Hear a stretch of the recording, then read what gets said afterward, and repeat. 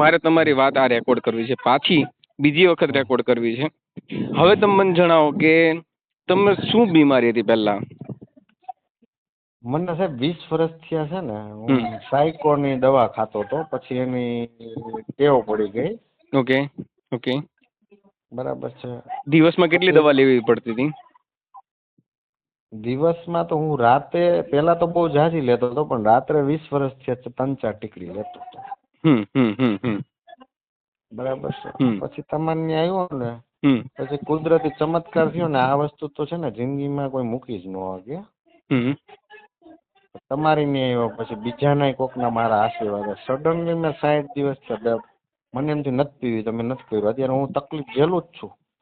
Okay, પણ એવું સમજી શકાય ખરું કે જે તમે મારી એક થેરાપી માટે આવ્યા હતા, હિપ્નોથેરાપીનો જે તમારો એક થેરાપીનો અનુભવ રહ્યો હતો, એટલે એનાથી તમે દવા બંધ થઈ ગઈ મતલબમાં, એવું સમજી શકાય અચાનક ખરું? કુદરતી. હા, કુદરતી. તો બસ, તો હું જ એ જ કહેવા માંગુ છું. નકર આ શક્ય નથી આ વસ્તુ. હા, તો હું એ જ કહેવા માંગુ છું કે જે બીજા બધા લોકો આવી રીતે હેરાન થાય છે, દવા બાબતેથી હેરાન થાય છે, તો હું એવા જ ચમત્કાર મારા થકી નથી થતા. હું એ જ કહું છું કે તમે મારા માધ્યમથી આવશો તો આ એક કુદરતી શક્તિનો તમને અનુભવ થાય છે, ને એના થકી જ તમે સારા થાવ છો. પણ તમારે માધ્યમ પસંદ તો કરવું પડશે ને, એક કોચ પસંદ કરવો પડશે. હજી હું પાછો આવું છું. ઓકે. હા, 1-2 આજે કેટલા વાગે ફ્રી હશો? આજે 6 વાગ્યાની થેરાપી છે. તમારે 4 વાગે કે 5 વાગે તમારે આવવું તો તમે આવી શકો છો. આપણે કેટલી કલાકની રહેશે? અડધી કલાક? હા, અડધી કલાકથી પોણી કલાક. 4 વાગે તો નીકળ્યા છે સાહેબ, આવી નકર સવાર મોર્નિંગમાં પાકું 9-10 વાગે. હવે જો આ કેટલું ગ્રેટ રિઝલ્ટ કહેવાય કે 20 વર્ષથી તમે દવા ખાતા હતા અને આજે તમે માત્ર એક થેરાપી કરવાથી તમને દવા છૂટી ગઈ. ઇટ્સ અ બહુ મહાન વાત કહેવાય આ વસ્તુ. ચલો ઠીક મહાન છે. એટલે એમાં એવું છે સાહેબ કે હું જ નહોતો માનતો. મને એમ જ હતું કે હું લાઈફ ટાઈમ દવા લઈશ, લેવાની જ છે. અને દવા મૂક્યા પછી સાહેબ આ બધું બહુ અઘરું છે. આ તો હું જીવું છું મનોબળ મજબૂત કરીને. હજી હું તમારી 2 કરીશ ને એટલે મને ખબર છે કે હું હાવ રેડી થઈ જઈશ. બસ, તો હું તમને એ જ કહું છું કે હવે મોડું કર્યા વગર, ભૂલ્યા વગર. મેં તમારા ડોટરને પણ એટલા માટે તમે જ્યારે ગયા હતા ને ત્યારે મેં ડોટરને, મને અંદેશો પૂરેપૂરો હતો, મને પૂરેપૂરો વિશ્વાસ હતો કે આ વસ્તુ આમ જ થવાની. મેં તમારા ડોટરને જાણ કરી હતી.